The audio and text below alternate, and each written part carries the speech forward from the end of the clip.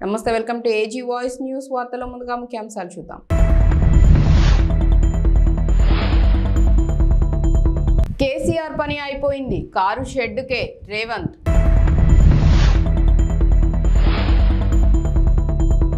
ఈ నెల 28 నుంచి జగన్ మలి విడత ఎన్నికల ప్రచారం.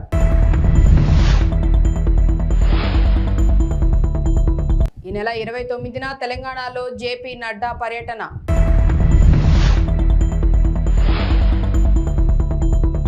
రుణమాఫీపై సీఎం రేవంత్ చర్చకు రావాలని హరీష్ సవాల్.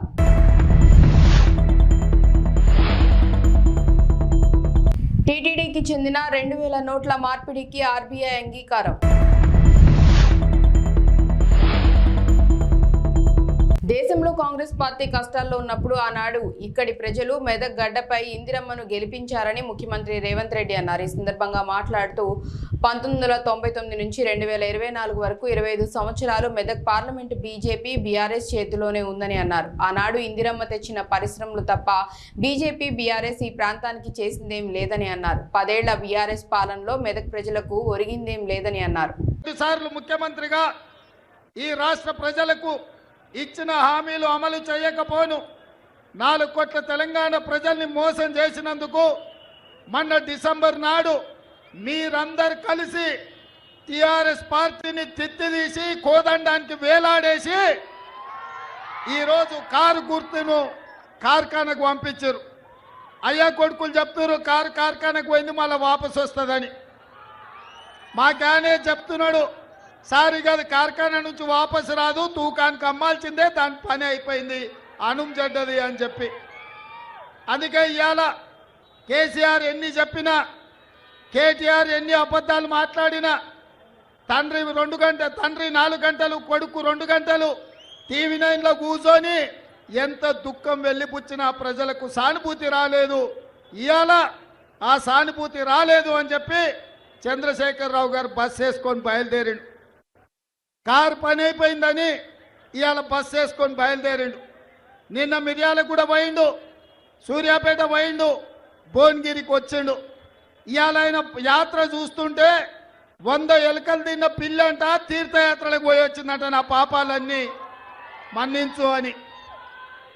10 ఏళ్ళు అధికారంలో ఉండి ప్రజలు వస్తే రానియక ఫామ్ హౌస్ దగ్గరకు వస్తే లాఠీ చార్జ్ చేయించి ప్రగతి భవన్లో ఎర్ర టెండలో గద్దరన్న కలవడానికి వస్తే 4 గంటలు ప్రగతి భవన్ గేట్ల ముందల గద్దరన్నను కూర్చోబెట్టింది మర్చిపోయినట్టున్నాడు. 10 ఏళ్ళ అధికారంలో ఉన్నప్పుడు సచివాలయానికి రాలే, ప్రగతి భవన్లో లోపలికి మనల్ని రానియలే. ఏ రోజు కూడా తెలంగాణ ప్రజలు గుర్తురాలే. తెలంగాణ రైతులు, విద్యార్థులు, నిరుద్యోగ యువకులు, మహిళలు, మైనార్టీలు ఏ ఒక్కరు కూడా చంద్రశేఖరరావుకు గుర్తు రాలే. అధికారం ఉన్నంతసేపు ఆంధ్ర కాంట్రాక్టర్లు, హైదరాబాదు రియల్ ఎస్టేట్ వాళ్ళు ఆయనకు గుర్తొచ్చిండ్రు తప్ప ఏ రోజు కూడా తెలంగాణ 4 కోట్ల ప్రజల్ని పట్టించుకోలే. ఈ కార్యకర్తలు కష్టపడి కారును ఖతం చేస్తే ఇవాళ మళ్ళా ప్రజలు గుర్తొచ్చి చంద్రశేఖరరావు ఫామ్ హౌస్ల నుంచి బయటికి వచ్చిండు. ఫామ్ హౌస్ గేట్లు బార్లా తెరుచుకొని ప్రజల్ని రమ్మంటుడు. అంత అయిపోయినాక ఆ చేతులు కాలినాక ఆయన ఇవాళ ఆకులు పట్టుకున్నట్టు బయలుదేరాడు. 4 గంటలు వచ్చి టీవీలో కూర్చున్నాడు. నేను అడుగుతున్న చంద్రశేఖరరావును, 4 గంటలు వచ్చి టీవీలో కూర్చోనికి వచ్చింది కానీ వారం రోజులు అసెంబ్లీ నడిపి కాళేశ్వరం నుంచి ఇందిరమ్మ ఇండ్ల వరకు నిరుద్యోగ యువకుల ఉద్యోగాల కోసము, రైతు రుణమాఫీ కోసము, రైతు బంధు కోసము, మైనార్టీ రిజర్వేషన్ల కోసం అసెంబ్లీలో చర్చ పెట్టినాం.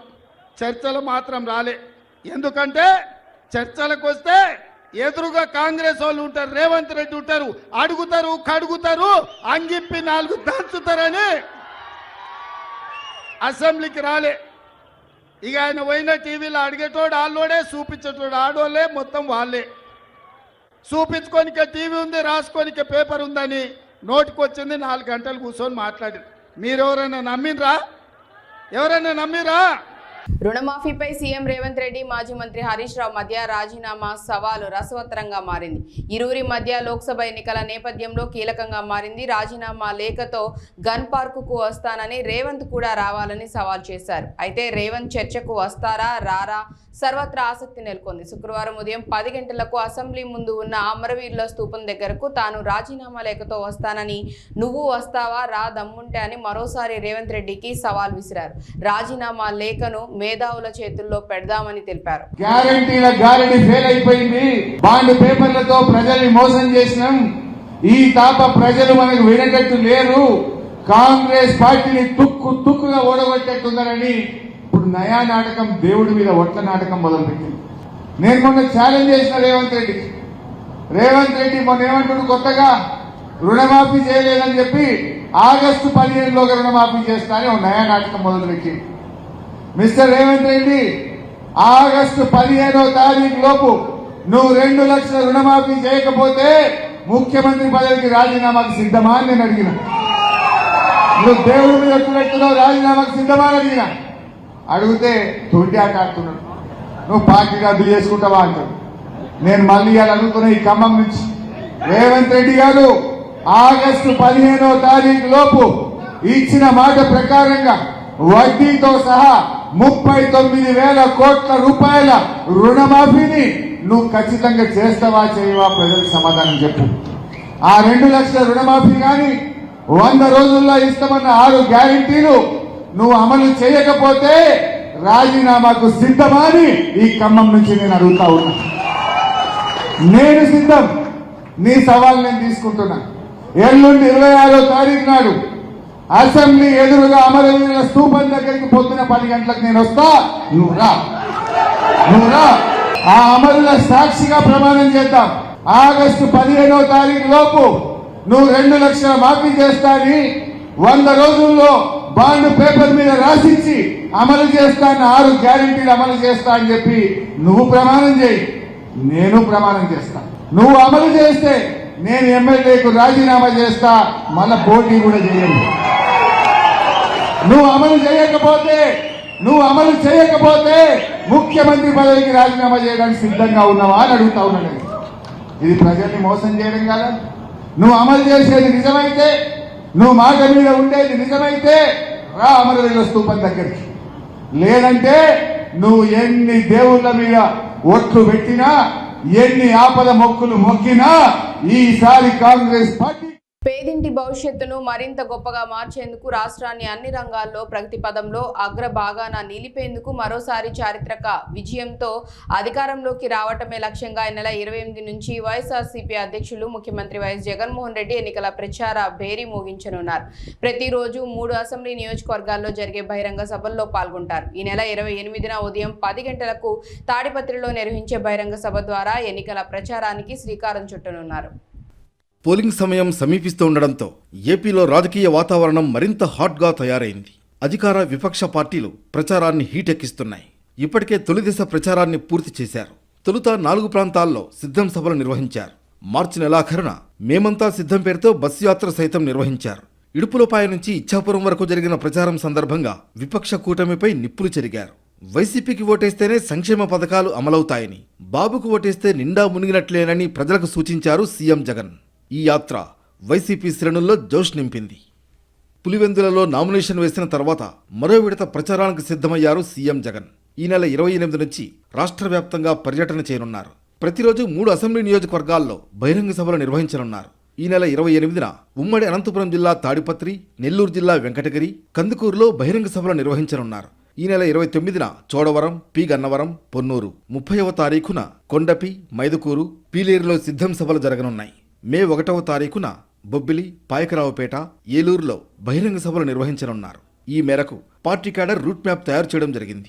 రాష్ట్రంలో పార్లమెంట్ ఎన్నికల్లో డబుల్ డిజిట్ సీట్లే లక్ష్యంగా పెట్టుకున్న బీజేపీ ప్రచారాన్ని స్పీడ్ చేసింది. ఇందులో భాగంగా ఈ నెల 29న రాష్ట్రానికి జేపీ నడ్డా రానుండగా 30న మోదీ పర్యటన ఖరారైంది. రాష్ట్రంలో ఎన్నికల షెడ్యూల్ రిలీజ్ అయ్యాక తొలిసారిగా మోదీ రాష్ట్రానికి రానున్నారు. ఈ నెల 30న జహీరాబాద్ ఎంపీ అభ్యర్థి బీబీ పాటిల్, మెదక్ పార్లమెంట్ అభ్యర్థి రఘునందన్ రావుకు మద్దతుగా ప్రచారం నిర్వహించనున్నారు. త్వరలో ఆందోల్ అసెంబ్లీ నియోజకవర్గంలోని సుల్తాన్పూర్లో మధ్యాహ్నం 3 గంటలకు నిర్వహించనున్న బీజేపీ విశాల జనసభలో మోదీ పాల్గొంటారని ఆ పార్టీ నేతలు ప్రకటించారు. అదే రోజు సాయంత్రం శేరిలింగంపల్లి నియోజకవర్గంలో ఐటీ ఎంప్లాయీస్ ఇంటలెక్చువల్స్ తో సమావేశమయ్యే ఛాన్స్ ఉంది. అలాగే మే 3-4 తేదీల్లోనూ మోదీ రాష్ట్రానికి రానున్నారని పార్టీ వర్గాలు చెప్తున్నాయి. మే 3న వరంగల్ పార్లమెంట్ పరిధిలో ఒక సభ, భువనగిరి, నల్గొండ ఎంపీ సెగ్మెంట్లను కలుపుతూ మరో సభలో ఆయన పాల్గొంటారు.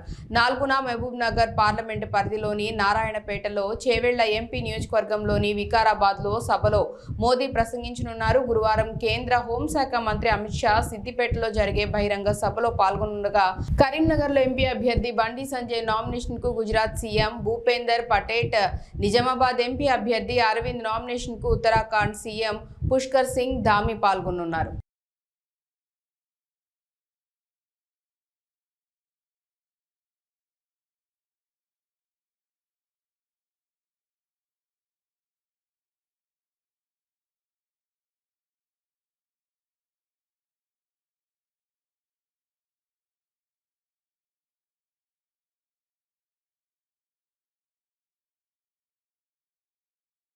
కరీంనగర్ ప్రభుత్వ మహిళా డిగ్రీ కళాశాలకు కేంద్ర ప్రభుత్వం అటానమస్ హోదా కల్పించనుంది. కరీంనగర్ ప్రభుత్వ మహిళా డిగ్రీ కళాశాలకు అటానమస్ హోదా కల్పించాలని కోరుతూ ఫిబ్రవరి 16న ఎంపీ బీజేపీ జాతీయ ప్రధాన కార్యదర్శి బండి సంజయ్ కేంద్రానికి లేఖ రాశారు. బండి సంజయ్ లేఖపై కేంద్రం స్పందించింది. అటానమస్ హోదా కల్పిస్తున్నట్లు శాతవాహన యూనివర్సిటీ రిజిస్ట్రార్కు లేఖ అందించారు. అటానమస్ హోదా కల్పించినందుకు కేంద్ర మానవ వనరుల అభివృద్ధి శాఖకు బండి సంజయ్ కృతజ్ఞతలు తెలిపారు. ఇదే సైన్స్ కాలేజీలో కానీ ఆర్ట్స్ కాలేజీలో చదువుకున్న తర్వాత అనేక సమస్యల మీద అవగాహన ఉంటుంది. ప్రభుత్వ కళాశాలలో చదువుకునే విద్యార్థులందరూ కూడా సమస్యల మీద అవగాహన ఉంటుంది. నేను ప్రభుత్వ కళాశాలలో చదువుకునే వాటి నేను ఎంపీ అయ్యాను. ఒక పార్లమెంట్ సభ్యుడిగా ఏ సమస్య వచ్చినా, ఏ ఇబ్బంది వచ్చినా ఈ కళాశాల సమస్యల మీద ఒక అవగాహనతోనే తప్పకుండా పరిష్కరించే ప్రయత్నం చేస్తాను. కలియుగ ప్రత్యక్ష దైవం తిరుమల శ్రీ వెంకటేశ్వర స్వామి వారి దర్శనానికి ప్రతిరోజు వేలాది మంది భక్తులు తరలి వస్తుంటారు. ఇక ప్రతిరోజు కోట్లాది రూపాయలు శ్రీవారికి హుండీలో సమర్పించుకుంటారు భక్తులు. అయితే ఆర్బీఐ 2000 నోట్లను రద్దు చేసిన తర్వాత కూడా శ్రీవారి హుండీలో ఆ నోట్లను వేస్తూనే ఉన్నారు భక్తులు. దీంతో ఆర్బీఐతో నోట్ల మార్పిడి కోసం ప్రయత్నాలు మొదలుపెట్టింది టీటీడీ. ఎట్టకేలకు 2000 రూపాయలు మార్పిడిలో టీటీడీ ప్రయత్నం ఫలించింది. 2023 అక్టోబర్ 7వ తేదీ నుంచి 2000 రూపాయల నోట్ల మార్పిడిని రిజర్వ్ బ్యాంక్ ఆఫ్ ఇండియా రద్దు చేసిన విషయం విదితమే కాగా, అటు తర్వాత కూడా శ్రీవారి హుండీలో 2000 రూపాయల నోట్లు పెద్ద సంఖ్యలో సమర్పించారు భక్తులు. దీనిపై రిజర్వ్ బ్యాంక్ అధికారులతో స్పందించిన నోట్ల మార్పిడి చేయాలని విజ్ఞప్తి చేసింది టీటీడీ. దీనిపై సానుకూలంగా స్పందించారు రిజర్వ్ బ్యాంక్ ప్రతినిధులు. 2023 అక్టోబర్ 8వ తేదీ నుంచి 2024 మార్చి 22వ తేదీ వరకు 5 విడతల్లో 3,20,00,000 రూపాయల విలువ చేసే 2000 రూపాయల నోట్లను మార్పిడి చేసుకుంది టీటీడీ.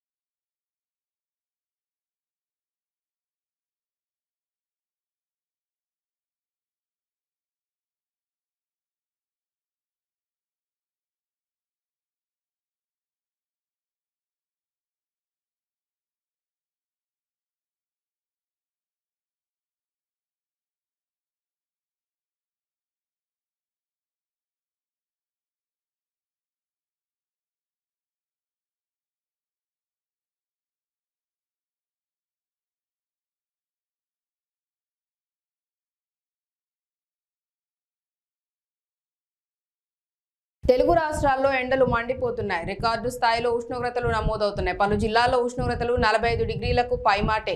పలు మండలాల్లో తీవ్ర వడగాళ్లు కూడా వీస్తున్నాయి. వచ్చే 3 రోజులు గరిష్ట ఉష్ణోగ్రతలు మరో 2 నుంచి 3 డిగ్రీలు పెరిగే అవకాశం ఉందని హైదరాబాద్ వాతావరణ కేంద్రం హెచ్చరించింది. గురు శుక్రవారాల్లో పలు జిల్లాల్లో వడగాలులు వీస్తాయని తెలిపింది. గురువారం కొమరంభీం, ఆసిఫాబాద్, మంచిర్యాల, పెద్దపల్లి, జయశంకర్, భూపాలపల్లి, ములుగు, భద్రాద్రి కొత్తగూడెం, ఖమ్మం, నల్గొండ, సూర్యాపేట జిల్లాల్లో వడగాల్పులు వీస్తాయని వాతావరణ శాఖ తెలిపింది. ఈ జిల్లాలకు 3 రోజుల పాటు ఎల్లో అలర్ట్ జారీ చేసింది. కాగా మన్నార్ గల్ఫ్ నుంచి అంతర్గత తమిళనాడు, రాయలసీమ మీదుగా దక్షిణ తెలంగాణ వరకు సగటు సముద్ర మట్టానికి 1.5 కిలోమీటర్ల ఎత్తులో ద్రోణి కొనసాగుతుందని వాతావరణ శాఖ తెలిపింది.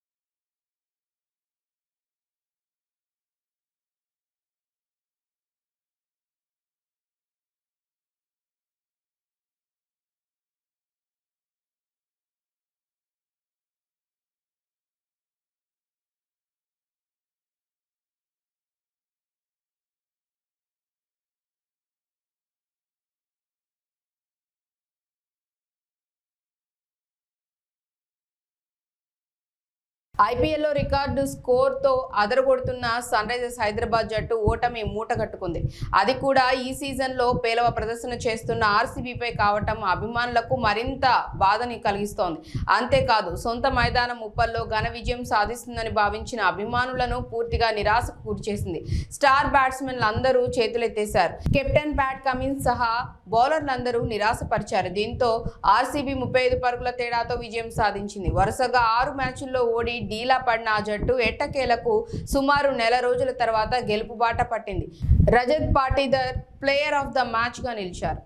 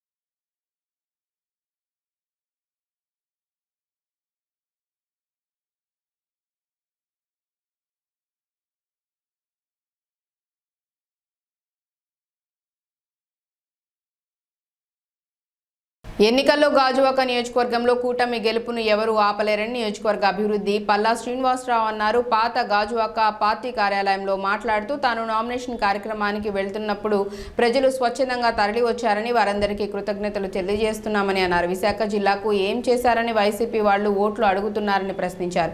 రాష్ట్రాన్ని అప్పుల ఊబిలోకి నెట్టారని ఓట్లేయాలా లేక ప్రజాధనాన్ని దుర్వినియోగం చేస్తున్నారని ఓట్లేయాలా అని నిలదీశారు. గత 5 ఏళ్లలో గాజువాక ఎలాంటి అభివృద్ధికి నోచుకోలేదని అన్నారు. తేదేపా హయాంలో అనేక అభివృద్ధి పనులు చేశామని గుర్తు చేశారు. ఎమ్మెల్యేగా తనను, ఎంపీగా భరత్ను గెలిపిస్తే ఉక్కును కాపాడుకోవటమే కాకుండా కాలుష్య నివారణ, మత్స్యకారులకు జట్టి నిర్మాణం, గాజువాకలో ఫ్లైఓవర్ నిర్మాణం, ఆర్ కార్డుల బదిలీ, ఏపీఐఐసి భూ నిర్వాసితుల సమస్య వంటివి పరిష్కరిస్తామని చెప్పారు. ఈ కార్యక్రమంలో పలువురు పాల్గొన్నారు. కార్మిక లోకానికి తెలుసు, ఇక్కడ ఉన్నటువంటి నిర్వాసితులకు తెలుసు, అందరికీ తెలుసు. ఏ ప్రైవేట్ ఇన్వెస్టర్ రావాలన్నా, ఏ ప్రైవేట్ వ్యక్తి అయినా స్టీల్ ప్లాంట్ కొనాలి అంటే అక్కడ దానికి స్టేట్ గవర్నమెంట్ ఒక సహాయ సహకారాలు కావాలి. అందుకే కేంద్ర ప్రభుత్వం అమ్మేస్తానంటే కొనడానికి రాష్ట్ర ప్రభుత్వం సహాయ సహకారాలు లేకుండా నిన్న జరిగినటువంటి నా నామినేషన్ ఏదైతే యాత్ర ఉందో దాన్ని దిగ్విజయంగా విజయవంతంగా ప్రజల సహకారంతో, అలాగే తెలుగుదేశం, జనసేన, బీజేపీ, అలాగే అభిమానుల సహకారంతో, మీ అందరి సహకారంతో మరి మేము నామినేషన్ వేయగలిగాం. ఆ నామినేషన్ను చూసిన తర్వాత ఆ నామినేషన్, ఆ పాదయాత్ర కావచ్చు, ఆ యాత్ర కావచ్చు, అది చూసిన తర్వాత నిజంగా నా భూతో నా భవిష్యత్ లాగా ఉంది. అంటే నేను ఎప్పుడు కూడా అంత జనాన్ని చూడలే. దాన్ని బట్టి నాకు అర్థమవుతుంది ఏంటంటే ప్రజలు మార్పు కోరుకుంటున్నారు. ఇటు విశాఖపట్నం గాజువాకలో కావచ్చు, విశాఖపట్నం పార్లమెంట్ కావచ్చు, అలాగే ఈ రాష్ట్రంలో కావచ్చు, రేపు ఖచ్చితంగా ఎన్డీఏ కూటమి, తెలుగుదేశం, జనసేన, బీజేపీ కూటమి అధికారంగా రాబోతుందని చెప్పేసి ఈ సందర్భంగా తెలియజేస్తాను. అందుకే మీ ద్వారా నేను గాజువాక పుర ప్రజలకు, తెలుగుదేశం, జనసేన, బీజేపీ నాయకులకు, అలాగే అభిమానులకు అందరికీ కూడా మీ ద్వారా నేను వారికి ధన్యవాదాలు తెలియజేసుకుంటున్నాను. నేను నా మీద భరోసాగా పెట్టి అంతమంది మరి స్వచ్ఛందంగా పాల్గొని సుమారు 3 గంటల పాటు ఆ మండు టెంట్లో మాతో పాటు అక్కడ నామినేషన్ ఫైలింగ్ కోసం వచ్చినందుకు వారందరికీ కూడా నేను పేరు పేరున ధన్యవాదాలు తెలియజేస్తున్నా. మరి సోదరులారా,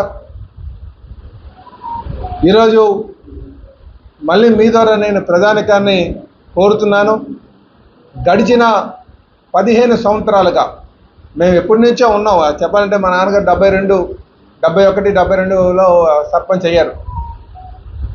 అప్పటి నుంచి ఈ ప్రాంతంతో ఇక్కడ ఉన్నటువంటి ప్రజలతో మమేకమయ్యే ఉన్నాం. కుటుంబ పరంగా కార్మిక లోకంతో ఉంటాం.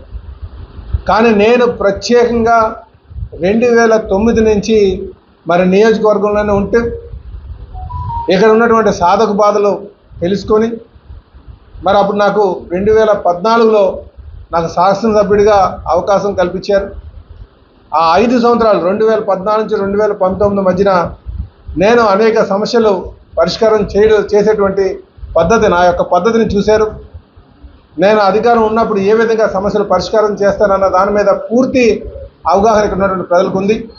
అలాగే అధికారం లేనప్పుడు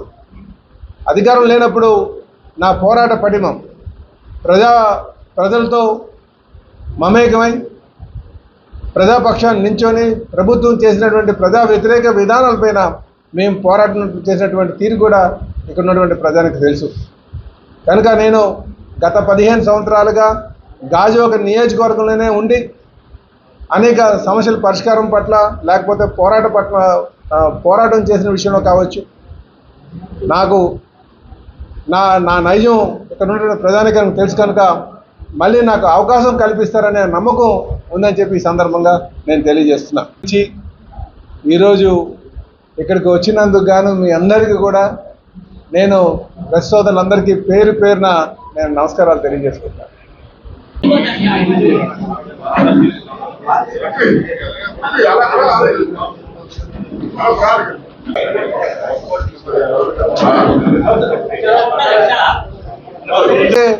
ప్రత్యక్షంగా ఉద్యోగస్తులు 35 వేల మంది ఉన్నారు. వారు కూడా చాలా ఆందోళన. అయితే ఈ ప్రభుత్వం వచ్చిన తర్వాత ఆ రెజల్యూషన్ పక్కన పెట్టేశారు. మీరు దాని ముందుకు వెళ్ళలేదు. కనుక మేము అధికారం వచ్చిన తర్వాత ఏదైతే ఆ బ్రేక్ వాటర్ అంటే చాలా మంది జట్టి అని అంటుంటారు. వారి విజయానికి తోడ్పాటుకి వాళ్ళందరూ సిద్ధంగా ఉన్నారు. వాస్తవానికి నిన్న మీరు చూస్తుంటారు, మీరు కూడా ప్రత్యక్షంగా మా అభ్యర్థి పల్లా శ్రీనివాస్ గారు సహజంగా అందరికీ నమస్కారం పెడితే బిల్డింగుల మీద ఉన్నవాళ్ళు కానీ వాళ్ళే బయటకు వచ్చి ప్రతిస్పందనగా ఏదో చెప్తా ఉన్నారు విజయోత్సవం అని. అంటే స్పందన ఉంది, మా కూటమిని ఆహ్వానిస్తున్నారు. అందుకని కూటమిని ఆహ్వానిస్తున్నారు, గెలిపిద్దామని ఉన్నారు. దాంట్లో భాగమే నిన్న బ్రహ్మాండంగా మా నామినేషన్ అనేటువంటిది. ఎప్పుడు నేను కూడా 34 సంవత్సరాలు ఉన్నాను, అంత భారీ స్థాయిలో ఎప్పుడు ర్యాలీ జరగలేదు, నామినేషన్ ర్యాలీ. అంటే almost Telugu Desam party, Janasena, BJP కూటమి అభ్యర్థి గెలిచినట్లుగానే ప్రజలు భావిస్తూ ఉన్నారు. ఎన్నికలు ఎప్పుడు వచ్చారో దానికి సిద్ధంగా ఉన్నారు. ఇదొకటి. 2, గుడివాడ అమర్నాథ్ నిన్న తన ముఖం చూస్తేనో తన పేరు చెప్తేనో ప్రజలు ఓట్లేరేనో, లేకపోతే జగన్మోహన్ రెడ్డి పేరు చెప్తే అసలైరేనో మా పవన్ కళ్యాణ్ గారి ఫోటో పెట్టుకొని ఊరేగుతున్నాడు ఆయన. అది సిగ్గు ఉండాలి. అది అనైక్యత.